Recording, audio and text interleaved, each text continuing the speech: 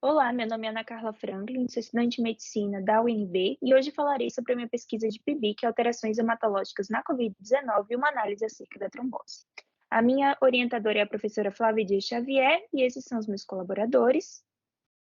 A Covid-19 foi o grande assunto discutido e frequentemente televisionado nos últimos anos. Ela é uma doença infecciosa causada pelo SARS-CoV-2, na qual a maioria dos pacientes evolui com sintomas leves e moderados. Porém, há aqueles com sintomas graves que evoluem com alterações em diversos sistemas, inclusive o sistema hematológico, que é o nosso foco da nossa pesquisa.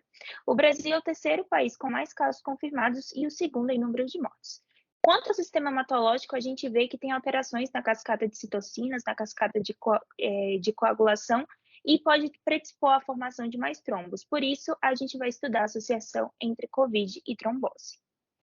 Entre meus objetivos, analisar a taxa de trombose clínica em pacientes internados com COVID-19 no HUB, saber se há associação entre essa taxa de trombose e uma maior mortalidade, analisar se o dedímero acima do limite superior ele pode ser usado como preditor de gravidade e analisar se a taxa de uso de anticoagulação, tanto terapêutica como profilática, ela atua como redutor de risco para trombose. Entre a metodologia, a gente pegou uma lista, né, com 760 pacientes inicialmente, que ficaram internados na HUB entre abril de 2020 e dezembro de 2021. Desses foram excluídos 23 por falta de dados do sistema e pacientes duplicados, e desses ainda foram excluídos mais 75 por transferências no serviço, Covid-19 não confirmado, idade menor de 18 anos e um por evasão do hospital. Ou seja, a gente teve 662 pacientes elegíveis no final para o estudo, que foram separados em dois grupos de acordo com desfecho, alta e óbito. Entre os critérios de inclusão, a gente tem pacientes adultos maiores de 18 anos que estavam internados no Hospital Universitário de Brasília com diagnóstico de Covid e o motivo da internação ser o próprio quadro de Covid ou ter adquirido o vírus durante a internação. Além disso, a gente separou em duas datas, em primeira e segunda onda, segundo a Universidade de John Hopkins, que a gente seguiu essa proposta. A primeira onda, todos os casos até 7 de novembro de 2020, e a segunda onda, todos entre 8 de novembro de 2020 e 21 de dezembro de 2021. Foram analisadas variáveis tanto contínuas quanto categóricas, e ao final foi realizada uma análise univariada e multivariada por Mental Hazel pelo Stata12.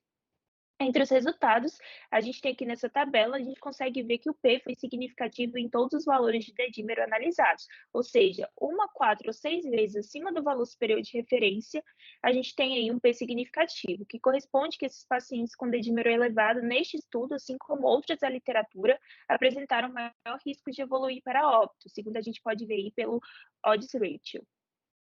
Aqui nessa tabela a gente vê a trombose comprovada, ela teve um P significativo em todos os casos, mas foi muito mais significativo naqueles pacientes menores que 50 anos. Quanto à anticoagulação terapêutica, essa também teve um P significativo quando a gente separa no total primeira e segunda onda, mas quando a gente vê a anticoagulação profilática, quando não comparada, né, separada primeira e segunda onda, ela não obteve o mesmo resultado. Então, como resultado, uma conclusão, a gente tem que o dedímero ele é um marcador importante a ser estudado como preditor da gravidade desses casos. A mediana do valor dessa pesquisa, quando a gente foi calcular, foi significativamente maior do dedímero no grupo óbito. E somente o dedímero 4 ou 6 vezes acima do limite superior da normalidade, ele vai se correlacionar significativamente com a ocorrência de trombose nesse estudo.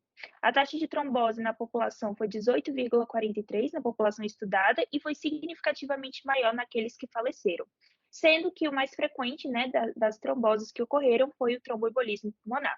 Já os pacientes menores que 50 anos tiveram 8,3 vezes mais chances de evoluir para óbito, aqueles que tiveram trombose, e além disso, o uso de heparina nesse grupo menor de 50 anos foi menos frequente do que nos outros pacientes, o que pode explicar para a gente parcialmente a maior incidência de trombose seguida por óbito nessa população.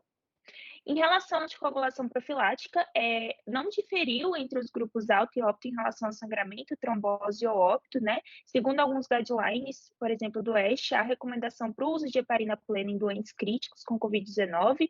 Entretanto, nosso estudo, essa prática se correlacionou um pouco com o aumento da mortalidade. Em relação à anticoagulação terapêutica, seu uso foi significativamente maior naquele grupo que faleceu e com trombose comprovada. Entretanto, ele aumentou o risco de sangramento na população geral e no grupo sem trombose documentada. Aqui estão minhas referências. Muito obrigada.